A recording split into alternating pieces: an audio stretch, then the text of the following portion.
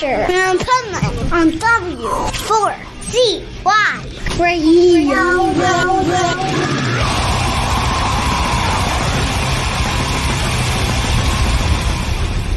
Wake up, America! It's time for the Adventures of Pipeman on W4CY.com, West Palm Beach's #1 internet radio station. Here's your host, the Pipeman.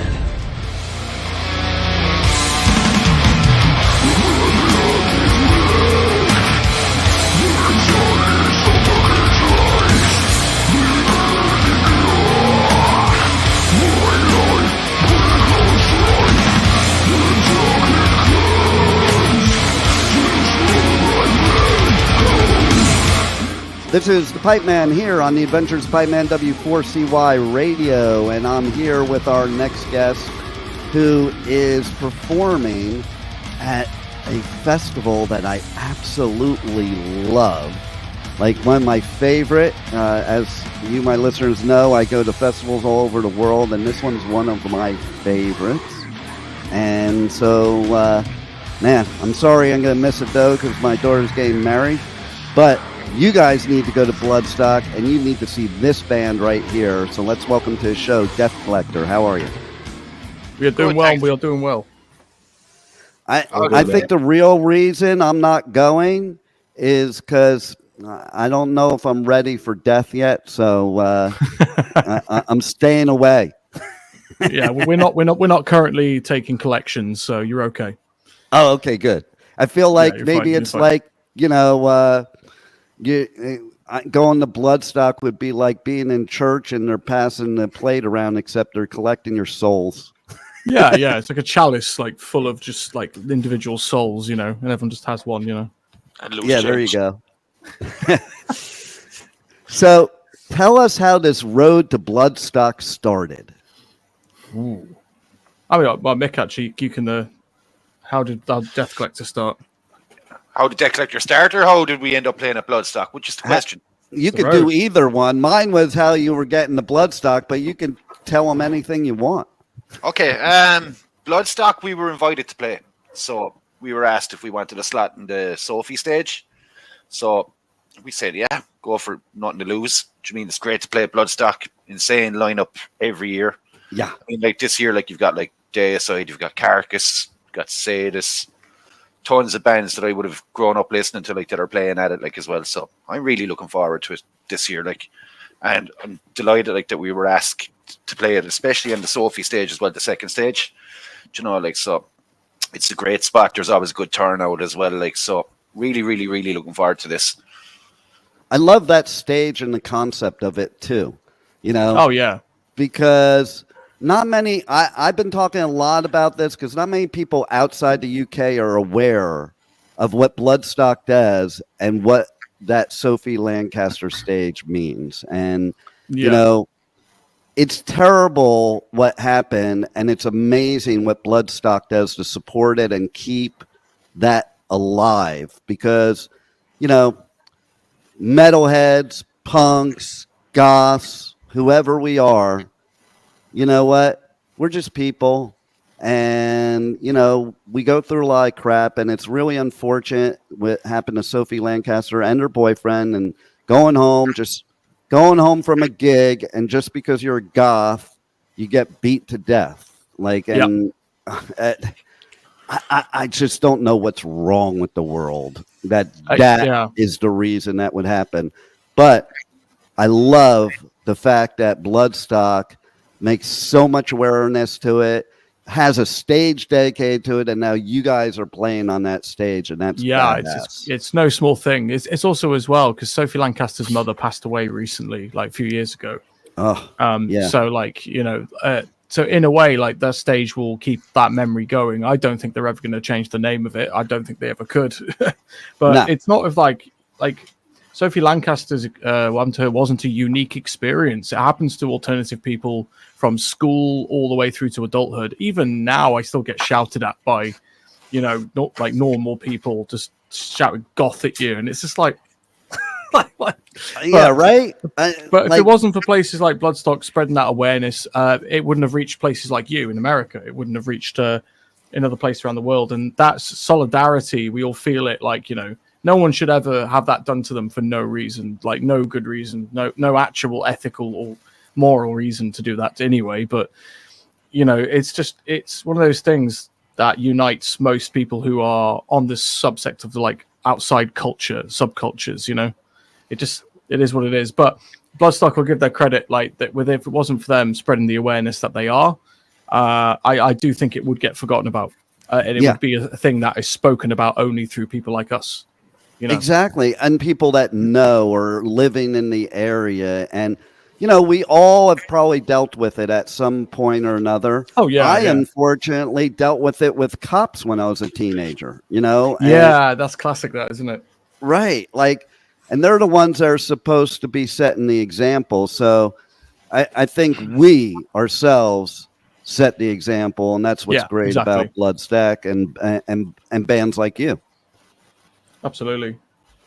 So tell the listeners who have never heard your music before how you guys would describe your music, not by a genre, because I hate that crap of like boxing an artist into you can only play this music, you know, because I think artists, they have their own idea what their music is, and that's what I want to hear. Yeah, like as Mick said before, like to me, like we're kind of an attitude, like we are a old school kind of feel in the regards of raw, unadulterated, straight to the point, like in your face, like this is the music, this is what we're doing, this is our message. No bells and whistles. It's purely raw, unadulterated, and heaviness.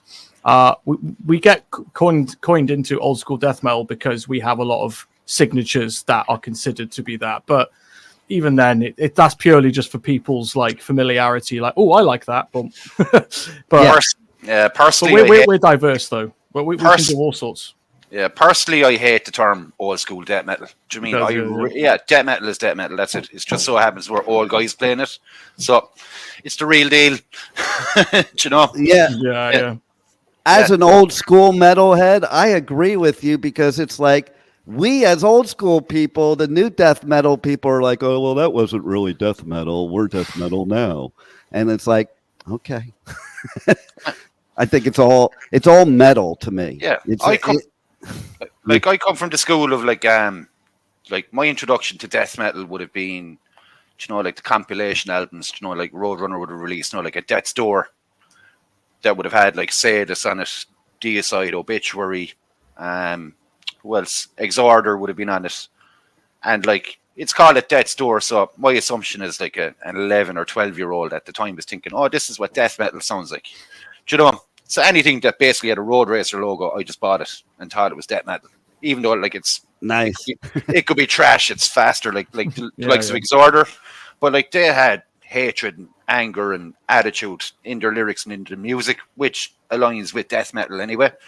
So it's all about the attitude more than anything else. Like I think death metal kind of devolved into like gymnastics, like going who can shred as fast as they can, who can blast as fast as they can. Do you know, at the end of the day, it's about writing catchy riffs that people can get behind. Do you know what I mean? You hear a song that's like 3 or 4 minutes long, and that's it. I mean, like Death, perfect example. He didn't write ridiculously complex things. He wrote what kind of sounded good to him, and then everyone went, let's do that, but more. Right? I think that kind of technicality that like Death specifically nailed was perfect. And then after that, it does get a little bit like the fastest competition, the noodliest competition. I laugh. It loses a bit of soul, you know. It's a bit like, all right. I laugh too, because I remember me and my friends in the '80s like going, the faster the better. Everything is fast. And then it's funny, me and my best bro who passed away in September, we were driving up to a festival a couple years ago, and we were listening to some of our old school bands, and he turns to me, he's like, I don't know, I remember this being faster. One of them we were listening to was Venom. And, and he's like, I remember this being faster. I'm like, yeah, because then it was the fastest. You know, but here, let me play something for you now. But it's true. My first introduction to death metal was you guys are going to love this, was the first ever crossover show where punks and metalheads could be in the same room. Like, because I was a metalhead. I had long hair. I couldn't go to punk shows. I got my ass beat. Vice versa. So this was the first one. It was at this place called the Sun Valley Sportsman's Lodge. It was like an Elks Lodge, okay? Yeah, I've heard of this. Yeah. And so on the punk side, it was COC pre-Pepper. Cool. It was Suicidal pre-Crossover. Yes. Nice. And it was the Descendants. Okay. And then on the metal side was this band Savage Grace, who just came out with a new album after like 40 years. Yeah. Is that the band with the cop on the cover, is it? It's the band. Actually, I have the album right near me. They had this. I think the one with that on the cover. I'm thinking of Sodom when I think of that.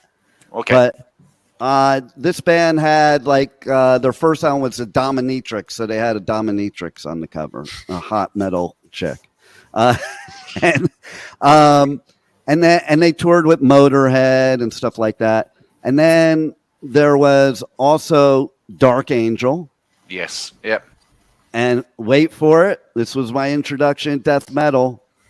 Possessed. Oh, yes. Yes. Cool. Yeah. And Shout out to after Jeff. that was in L.A. And Possessed and Dark Angel were both from the Bay Area. And then, you know, I was at the first Slayer show ever, the first Metallica show ever, and they left L.A. and went to the Bay Area. So after that show, me and my bro used to hitchhike up to the Bay Area from L.A.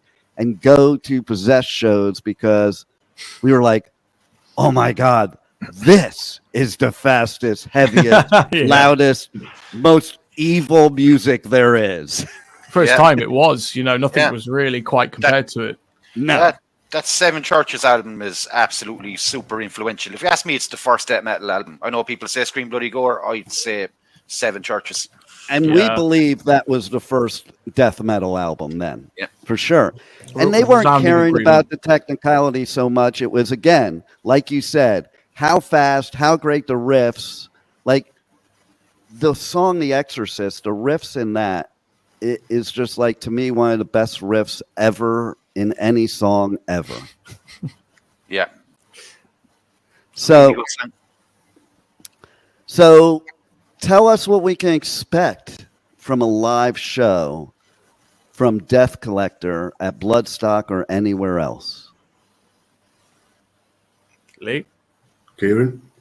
All right, fine. I try to include you, man. Like, talk. No, but it's okay. Yeah. All right. So, from a live experience, it's going to be genuine. Is the word I'll use. That'll cover it all. Is that I love that. We're going to go up there with no pretense, no over the top, like anal precision and over professionalism. We're going to do our jobs. We're going to play the music we love, and we're going to do our best performance. But we're not going to be focusing so much on ourselves in that regard. We're going to be looking at the audience, trying to get them moving. And it's all about that kind of energy and attitude. And we want to be infectious on stage. I want everyone to be having such a good time with us because I know I'll be. I know these guys are going to be. It's going to be a great show. I'm so excited. That's what live music's all about, right there. Yeah, right? yeah. Too many bands get too caught up in their own ego on stage. It's ridiculous. You know, something goes wrong and they're having hissy fits, and it's like it's not perfect. And I'm like, yeah, that's life. Like, we talk about that back in the media, in the press tent, because, you know, we see what goes on, we hear what goes on, and it's like a private thing we talk about, not a public thing. But yeah, there's certain bands you can just tell they're getting up there, they're just going through the motions. They don't even like each other, you know. And then there's those other bands that just get up and they're just being real, like you said, genuine, but having fun. Yeah. And feeding off the crowd, because that's what it's about. You know, it's like you as the artist up there, you have that crowd to feed off of. That was one of those things during the pandemic that I was like, man, how are bands doing these live stream concerts? Because I don't know if I could do that so well. It's just more like a practice instead of a live show. It feels like that, to be honest with you. Like, I did a few live stream gigs throughout the pandemic with my band Zella Cult and another band I used to be in called Brigantia. They were doom bands. But the way that these live streams were set up, there was 3 bands playing on the bill, so we still had each other to kind of hang out with, or whatever. Right. Like have our own kind of party going on, and we'd play anyway. And the people that were recording it, they were like, you could see the screen, you could see all the comments coming up in it, you know, as bands were playing. And there was like donations being taken, like there were the money, any proceeds that was raised was like donated to local charities and things like that. So it was for that stuff was cool. Do you know? Yeah. So, and it was good to see like guys that who work in that industry, who were completely shut down for 2 years, that had nothing to do. They're able to get back into an environment where they could set up like lighting rigs, camera rigs, guys that were involved in, say, like front of house doing the audio as well. Like they were back doing what they loved, you know. So it was good. It was a necessary evil at the time. Like I can understand why a lot of bands won't do it either, like because they're not getting the interaction from an audience, you know.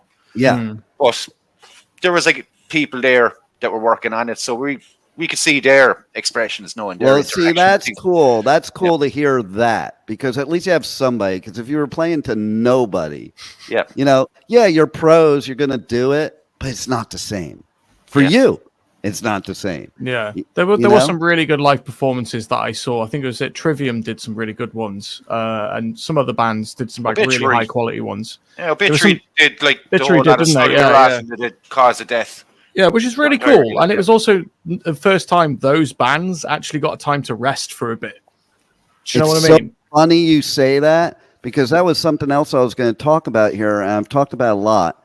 Okay, so you guys are basically a lockdown project that sprang into being a band. Yep. And that goes along with what I've been saying all along, is if you were to take one positive out of that lockdown, is that bands and musicians that were on this hamster wheel for so long, where you don't even have a chance to think of if you even want to be doing it the way you're doing it, because like gig to gig to gig, write an album on the tour bus to the gig, and like all the creativity and the fun is kind of gone. That I think the lockdown caused artists to be able to reanalyze how they wanted their music career to be, what they wanted to be, and get creative again, get that creative spark that got them into music to begin with. Yeah, definitely. Yeah, 1000%.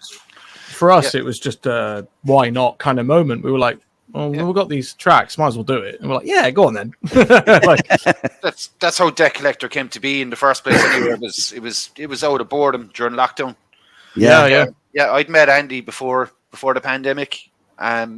We'd done a couple of gigs with Memoriam while he was still with Memoriam, and I kept in touch with Andy then afterwards. And then the pandemic happened, and I seen Andy had a post on Facebook saying like he was thinking of doing like these kind of online covers if anyone was interested, to hit him up. So I shot him a message. I said, hey man, if you want someone to play guitar, I'd be more than happy to do it. Like, so he came back to me then. He goes, okay. He goes, it's the 30-year anniversary Bowl Thrower War Master. He goes, I want to do a song from that. Straight away, I'm like going, okay, I'm getting to play a Bowl Thrower song with the drummer from Bowl Thrower. No pressure. Do you know? But yeah, so it came together that way. We did a couple of other covers then. Like we had other musicians in on it as well, like that played on different songs. Like we had Jason from Agalach. Like he played keys on a battery tune, and he played bass on an Entombed cover that we did around the time when LG Petrov had passed. And we had Dave Ingram from Benediction doing vocals on a track, with Steve Maher from Abaddon Incarnate doing vocals on another track, and then Gord from Darkened, he did vocals on the Bowl Thrower cover. So I was getting totally behind, looking at doing other covers. So I was kind of thinking to myself, what will we do next? Might do a song from maybe Autopsy, Severed Survival, or maybe something from Death Scream Bloody Gore or something. So I said it to Andy. I was like, how would you feel about doing another cover? And he goes, the covers are fun and all that. He goes, how would you feel about doing original music? It's like, sure. I was like, why not? Let's try it. Why not? So, so we wrote the 3 songs that were on the Time's Up EP, and we were continuing to work on other stuff as well at the same time. So Kieran and Lee then came on board, like after myself and Andy had the songs written, and then we decided to record them then and release them. And then it just fucking grew legs then after that and took off, like, Oh yeah. Yeah. And that goes right along with what I'm saying. It's like I've said all along that some of the best music ever, we look forward 20, 30 years, will come out of that lockdown. You know, the lockdown itself sucked. But if you're going to look at what good came out of it, and here's an example, like if it weren't for that lockdown, would DeathCollector be playing at Bloodstock? No, don't think so. It probably wouldn't exist at all. Exactly. No. Exactly. So that's badass in and of itself. So how do we tell people how to reach out to you guys on socials, check out your merch, check out your tour dates, music, all that good stuff? Right. So the first place you can always find us on is just go to our Bandcamp, because a lot of it's all our merch is done from there. But social wise, our link tree is attached to every single platform we're on. So be it X or Twitter, as you can call it, Facebook or Instagram, our link tree is there, which will have all like the things that we've got coming up and whatever else would be on there as well. And also our EPK is on there as well, if anyone's watching.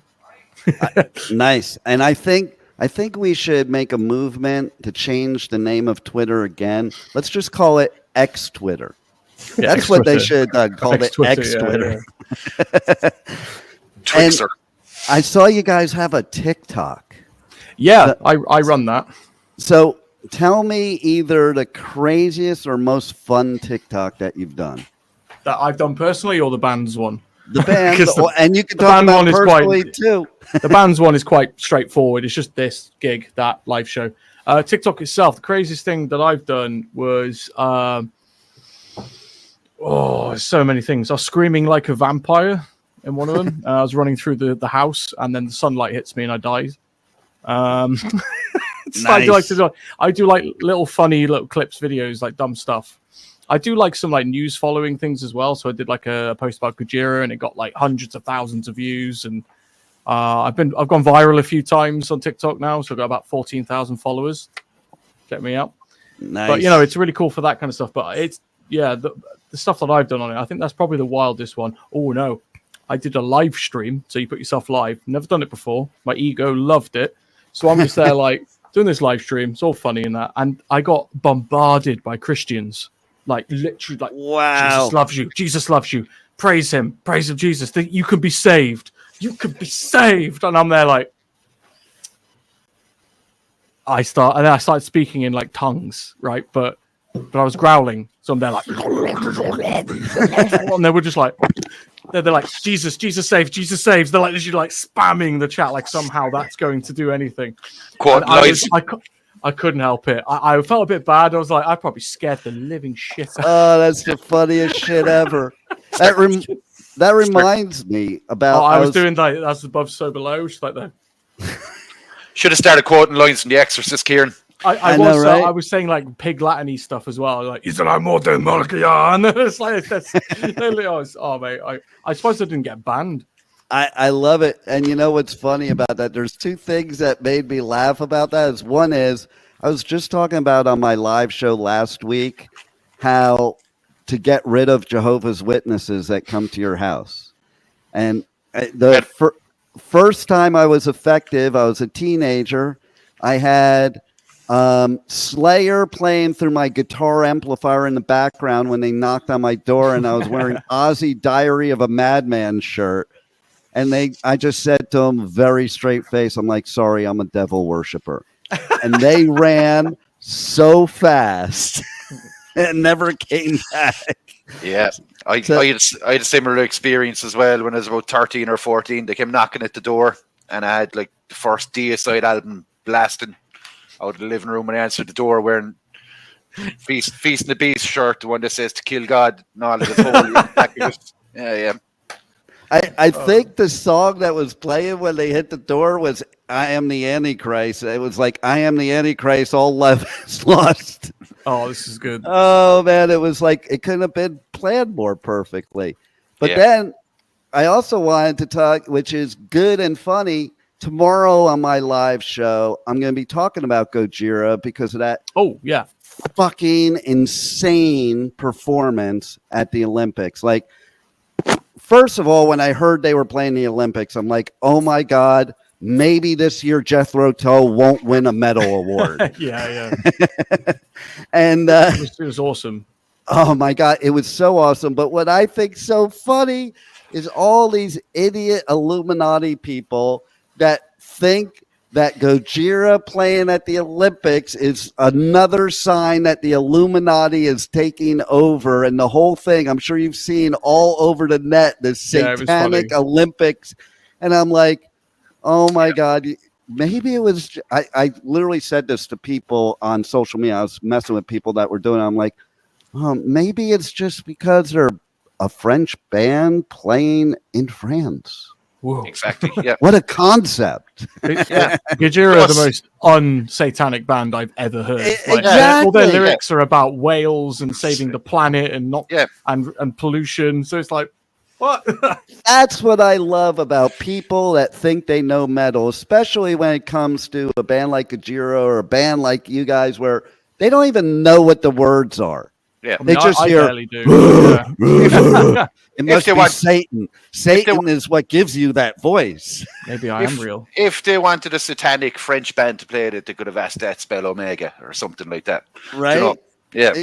And did you see they changed it? Those idiot people changed the Olympics logo to say 666 and saying that's what was put up on the screen while Gojira was playing. Yeah. You find what you look for in the world. That's what I've noticed. I'm telling you, well, even like the old days, remember backward masking? Okay, like you were told what it said. So then you would listen and like, oh, yeah, that is what it's saying. It's probably just saying blah, blah, blah, blah, blah. And you're like, oh, yeah, I heard that. Yeah, it's because people just hear what they want to hear. Like I always say, like you project out what's inside you, but if you keep seeing evil everywhere, maybe it's because you're afraid of your own evil. I've always said that. I love that. That's a great concept. I mean, because understand, like, so the things that you like think are bad or negative, they come from a base understanding of you. You are the perspective of that understanding of what's bad or good. Your morality is created from your experiences, etc. So when they say things are evil and the bad, like homosexuality and things like that, that's probably because they have feelings themselves. Well, let's be real. Most homophobes are the ones that really are hiding. Yeah, and now take that exact logic and take it to everything else that they also complain about, and now you're like, that's so true. I love it. Yeah, but that's psychology. It's for you. So is there anything else we want to tell the listeners about what you have coming up or anything about your music before we go that we haven't covered already? So Bloodstock is going to be a very, very special gig due to the fact like that Andy is retiring. So he's hanging up the sticks. That's it. So we're going to send him out with a blast anyway. Like, you know, yeah, sad to see him go. Like, you know what I mean? So great mate, great friend. You know, really enjoy playing music with him. Really looking forward to playing Bloodstock with him and hanging out with him that weekend. Then, like, you know, yeah. So it's gonna be ace. But like, I don't think he's. I know he's stopped playing live. So he might still do little things at home. But yeah, like when it comes to live, I think that's it now. He's done. Which is, to be fair, he's earned it. He's earned a rest. You know, absolutely. Like 60 years old. He's been drumming for 40+ years. I mean. Like, I can't imagine like how the kind of like relief and pride he has. Like, at least he's done something and then gone, right, I'm done now. Totally. And that's to do that for 60 years. That's a lot of work and a lot on your body for sure. Yeah. Oh, yeah. Sure is. Yeah. Especially playing drums like at that level, at that extreme. Do you mean at that age? Like his footwork I can't even imagine most people 60 being able to drum like that.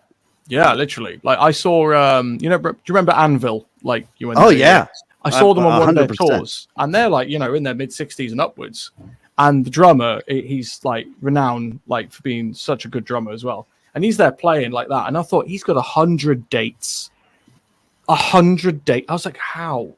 They're built different sterner stuff, my friend. That generation are built different. I'm from that generation, so like my youngest daughter, sometimes I'll bring her to festivals with me because I go on tour and do like a festival every weekend, and now they're even longer post-COVID. It's like every festival is now 4 or 5 days instead of 2 or 3 days. That's it, yeah.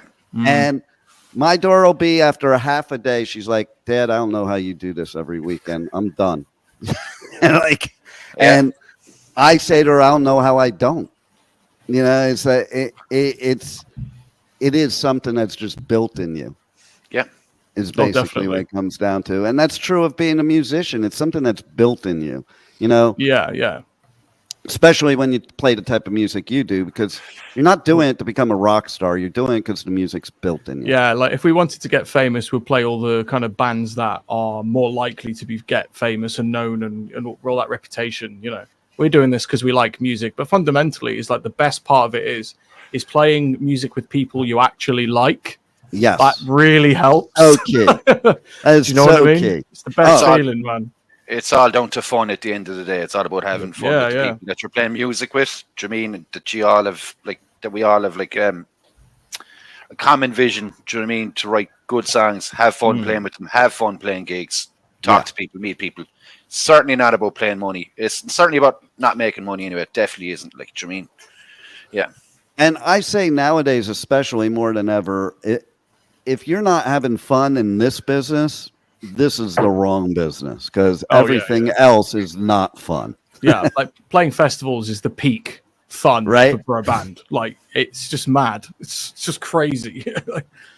It's cool too, because it's one of the few times you guys get to see bands you want to see because they happen to be at the festival, and you wouldn't be on tour with them or anything like that. Like, you get to see bands you probably would never tour with. True. Yeah, that's true. Yeah, very true. And so now with you saying that, now there's 3 times you've gotten me depressed during this interview. In the beginning, it's because I'm missing Deicide and Carcass. And now it's because I'm missing this like iconic set that you guys are going to do, never to be repeated. And it's unfortunately, but it will be filmed. Bloodstock. It's going to be filmed, so you can watch the whole thing like in full. So that's something. Feel a little better now. Only at Bloodstock. I think that ranks right up there with a couple of years ago when Machine Head played as the surprise band in the tent. Yeah. So you're right up there with that. That's your set this year. Oh, wow. Thanks, man. I appreciate that. Oh, my pleasure. Thanks for giving us great music. Thanks for playing at Bloodstock, and thanks for being on the Adventures of Pipeman. That was good. Thank you for having us. Really appreciate it. Thanks for having us. Yeah, really appreciate it. It was great to talk to you, Ben. Yeah. Thank you for listening to the Adventures of Pipeman on W4CY Radio.